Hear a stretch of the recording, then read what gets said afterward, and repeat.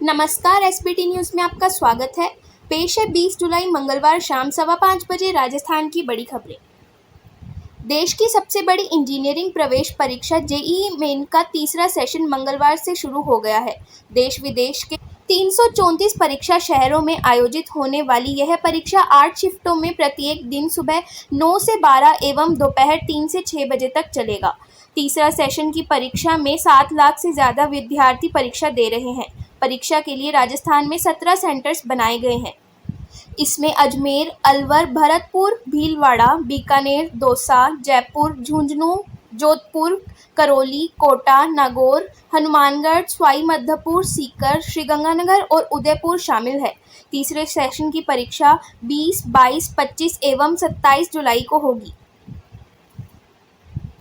राजस्थान में 3 दिन के बाद आज फिर वैक्सीनेशन बंद होने की स्थिति बन गई है। 15 से 18 जुलाई तक अलग अलग चरण में आई 15.32 लाख डोज में से अब पूरे प्रदेश में 1.75 लाख डोज से भी कम बची है। ऐसे में बुधवार से राज्य में लगभग सभी सेंटर पर वैक्सीनेशन बंद हो जाएगा।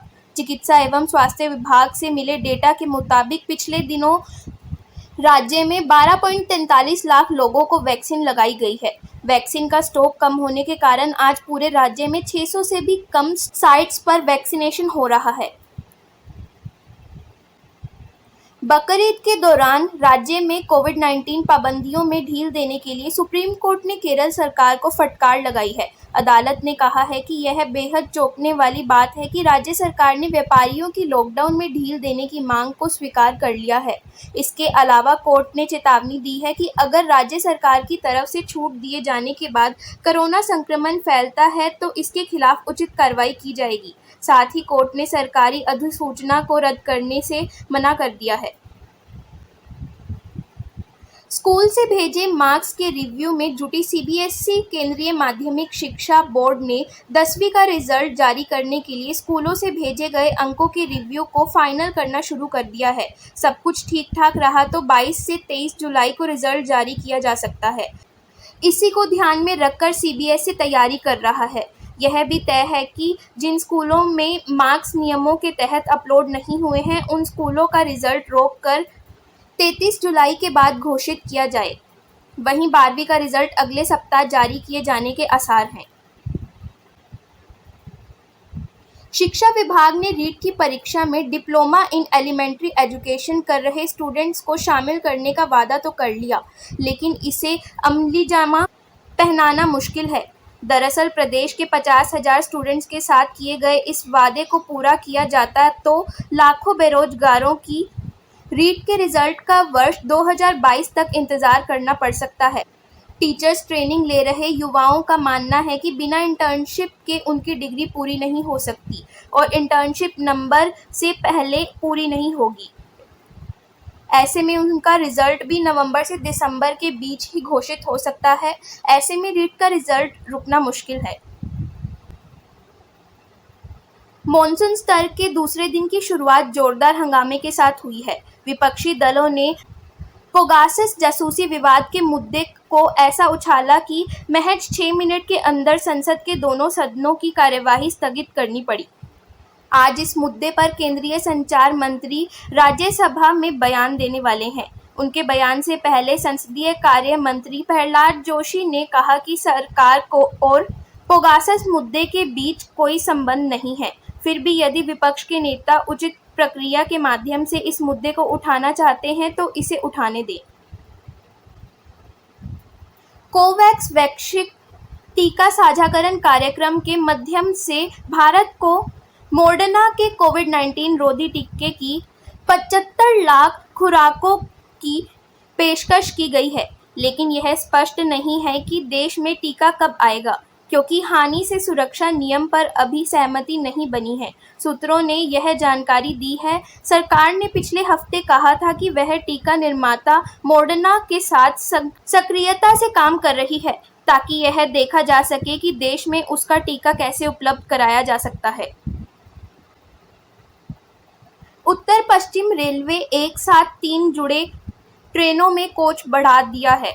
यह कोच द्वितीय साधारण श्रेणी का है। उत्तर पश्चिम रेलवे के मुख्य जनसंपर्क अधिकारी लेफ्टिनेंट शशि किरण ने बताया कि गाड़ी संख्या 04759 या 04760 सूरतगढ़ श्रीगंगानगर सूरतगढ़ स्पेशल रेल सेवा में 22 जुलाई से 31 अक्टूबर तक 2 द्वितीय साधारण श्रेणी डिब्बों की अस्थायी बढ़ोतरी की जा रही है। गाड़ी संख्या 04761 या 04762 सूरतगढ़ श्रीगंगानगर सूरतगढ़ स्पेशल रेल सेवा में 22 जुलाई से 31 अक्टूबर तक 2 द्वितीय साधारण श्रेणी डिब्बों की अस्थायी बढ़ोतरी की जा रही है। उदयपुर के अशोकनगर रोड नंबर 8 निवासी व्यवसायी छतरलाल भंवरलाल मोटावत का परिवार बीती रात अंबा माता में शादी समारोह में शामिल होने गया था। पीछे से सूना मकान देख चोरों ने यहां से 12 लाख रुपए नगद, चांदी के जेवर व सिक्के पर हाथ साफ कर दिया। भोपालपुरा थाना पुलिस ने मामला दर्ज कर जांच शुरू कर दी है। अजमेर आए भाजपा के प्रदेशाध्यक्ष सतीश पूनिया ने कांग्रेस सरकार को आड़े हाथों लिया।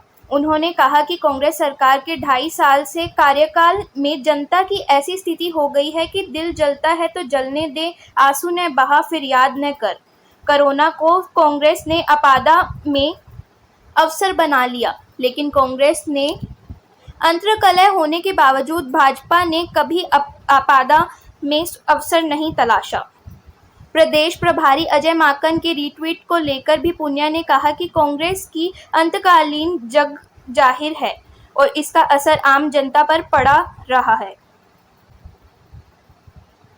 उदयपुर की जयसमंद झील की पाल पर स्थित आरटीडीसी होटल में स्विमिंग पूल बनाने को लेकर की गई खुदाई के मामले में अब वन्यजीवन अधिनियम व वन कानून के तहत आरटीडीसी को वन विभाग ने नोटिस दिया है। साथ ही जल संसाधन विभाग के आला इंजीनियर ने भी नोटिस देकर कहा कि जल्द से जो खुदाई की उसे भरे और आगे ड्राइंग पहले उनको दें, उसके बाद ही काम करें।